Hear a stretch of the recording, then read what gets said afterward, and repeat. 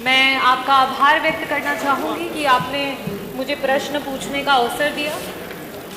मेरा प्रश्न हमारे स्वास्थ्य विभाग के मंत्री जी से है कि गंभीर बीमारियों से पीड़ित मरीजों के लिए सरकार के द्वारा क्या योजनाएं बनाई गई हैं उसके रोकथाम के लिए, हमारे गरीब जनता की मदद के लिए। अध्यक्ष जी, बड़ा ही निराशापूर्ण जवाब आया है। मुझे ऐसा प्रतीत होता है कि जब जब सत्र में पिछले 2.5 वर्षों में आपके विभाग के द्वारा जब भी प्रश्न पूछे गए हैं तो आपका एक सेम आंसर है कि हमने इतने जिला अस्पताल, इतने मेडिकल कॉलेज, इतनी डायलिसिस की मशीन, इतने एम्बुलेंस। अध्यक्ष जी, मेरा बड़ा ही स्पष्ट सा सवाल था, और अगर आपने ये बताया है कि आपके इतने जिला अस्पताल, इतने मेडिकल कॉलेजेस हैं, तो मैं इस सदन के माध्यम से जौनपुर से जो हमारा मेडिकल कॉलेज है उसकी कुछ पिक्चर है वो आपको दिखाना चाहूंगी कि जहां पे काला पानी तैर रहा है, जो बिल्डिंग्स हैं वो बनने से पहले खंडहर हो चुकी हैं, ये स्थिति है। और आप इसे गिना करके जवाब देना चाहते हैं कि आप अपने विभाग में क्या कार्य कर रहे हैं। मैं ये टेबल कर दूंगी अध्यक्ष जी, ताकि ये मंत्री जी के पास जो असली पिक्चर्स है वो पहुंचे और उन्हें पता चले कि जो बार बार आप ये कहते हैं कि हमने मेडिकल कॉलेजेस बना दिए, जिला अस्पताल बना दिए, उन जिला अस्पतालों और मेडिकल कॉलेजेस की क्या स्थिति है। कुछ दिन पहले वहां के बच्चे धरना दे रहे थे, जिन्हें हम देश का भविष्य और आगे मेडिकल कॉलेजेस में एज ए डॉक्टर देखने वाले हैं। आज उनके पास ना शुद्ध पेयजल है, ना बिजली है, ना पानी है। हम मरीजों को क्या ठीक करेंगे मंत्री जी? हमारे तो डॉक्टर बीमार हो रहे हैं, कभी डेंगू, कभी मलेरिया और कभी जॉन्डिस से। ये स्थिति है अध्यक्ष जी। It is really shame for the UP health minister and the department of health ministry. और आज सेंट्रल में तीसरे टेन्योर के बाद भी अगर मेडिकल कॉलेजेस की ये स्थिति है, definitely a shame for this सरकार कि आप इस तरीके की स्थिति ला करके रखी है आपने।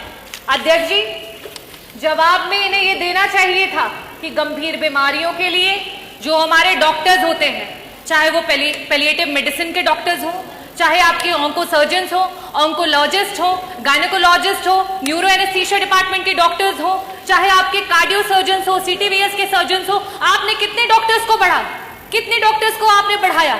आज पेशेंट्स के अनुपात में आपके पास कितने आईसीयू के बेड्स हैं, कितने वेंटिलेटर्स हैं? अगर ये जवाब आता तो वाकई मुझे लगता कि आपके विभाग को कोई जानकारी है और सही में आप सरकार की और जनता के लोगों के लिए कुछ काम कर रहे हैं। अध्यक्ष जी, मैं वापस से अपने प्रश्नों पे आऊंगी कि मंत्री जी, सिर्फ और सिर्फ आपसे 2 प्रश्न हैं और उसके उत्तर गोल गोल ना घुमा करके सीधी तरीके से बस बता दीजिए कि आज उत्तर प्रदेश कैंसर जैसी बीमारी में देश में टॉप कर रहा है। ये प्रदेश आज इस समय वर्तमान में 2024 में हमारे पास कैंसर के 16 लाख मरीज हैं और हर वर्ष 2 लाख मरीज आपके बढ़ते चले जा रहे हैं।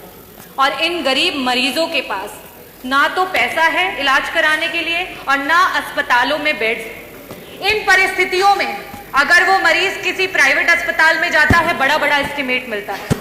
क्या सरकार कैंसर के सारे उत्तर प्रदेश के मरीजों को उनका जो एस्टिमेट जहां से भी बन करके आता है उसका एक मुश्त में पैसा उपलब्ध कराएगी कि नहीं कराएगी?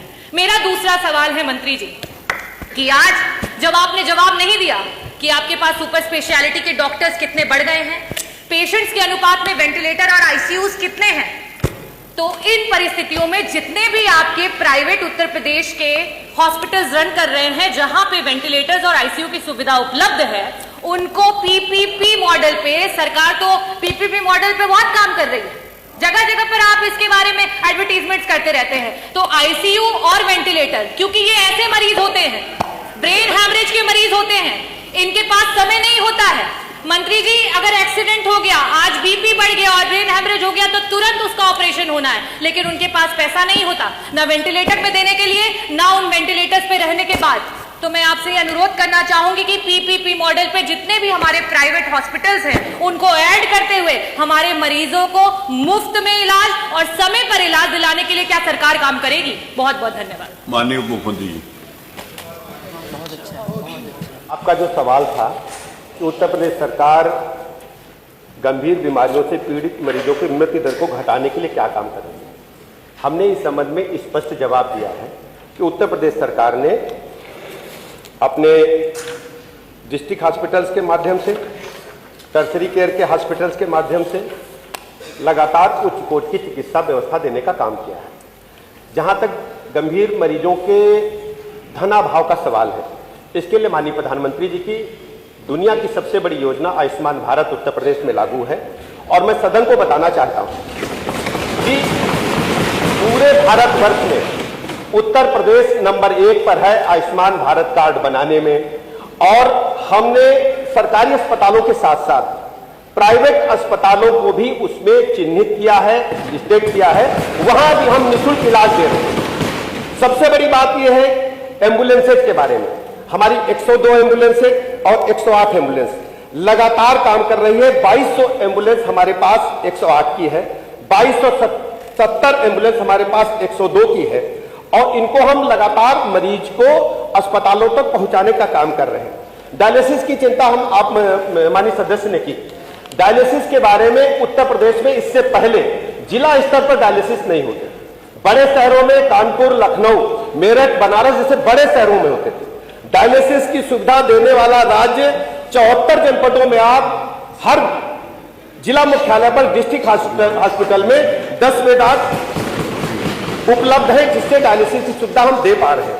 71 हमारे जिला चिकित्सालय है जहां हम सिटी स्कैन की सुविधा पहली बार दे पा रहे हैं। पहले डिस्ट्रिक्ट हॉस्पिटल्स में सिटी स्कैन की सुविधा नहीं होती। इसके अलावा टीबी रोगियों के बारे में आपने चिंता ही नहीं की। टीबी रोगियों के बारे में पहली बार उत्तर प्रदेश सरकार ने टीबी रोगियों को इतनी बड़ी संख्या में चिन्हित किया है। और चिन्हित करने के साथ साथ टीबी से मुक्ति दिलाने के लिए हम उनको गोद भी ले रहे हैं। हमारे सभी अधिकारी, हमारे माननीय विधायकगण, हमारे जनप्रतिनिधिगण, और उनको पोषण सामग्री भी उपलब्ध करा रहे हैं। टीबी की रोगियों की संख्या में हम तेजी के साथ कम करने के तरफ तेजी के साथ आगे काम कर रहे हैं। इसके अलावा सभी जिला चिकित्सालयों में हमने क्रिटिकल केयर यूनिट बनाए हैं जो आज तक नहीं थे, जो 50 और 100 बेड के हैं, जहां पर हम सभी टर्शरी केयर की सुविधाएं उपलब्ध कराने जा रहे हैं। जहां तक स्पेसिफिक सवाल कैंसर से पीड़ित मरीजों के लिए है, हम आपको बताना चाहते हैं आयुष्मान भारत कार्ड के साथ साथ माननीय प्रधानमंत्री जी की जो अपना निधि है और मुख्यमंत्री जी की जो व्यक्तिगत मुख्यमंत्री जी जारी करते हैं गंभीर मरीजों के लिए, ऐतिहासिक देख से पहली बार दोनों जगह मैं कह सकता हूं कि माननीय सदस्य बैठे विपक्ष के भी, अगर सही बोलेंगे तो पहली बार मुख्यमंत्री सहायता कोष से पहली बार इतनी बड़ी संख्या में जो भी मरीज मांगता है, इसमें कोई हस्तक्षेप नहीं है, कोई भी इसमें विभाजन नहीं है। जो भी मरीज मांगता है उसको आवश्यकता अनुसार धनराशि उपलब्ध कराई जाती है। उसमें जाति, धर्म, संप्रदाय, दल को हम लोगों ने नहीं देखा है। आप लिस्ट उठा करके देखें।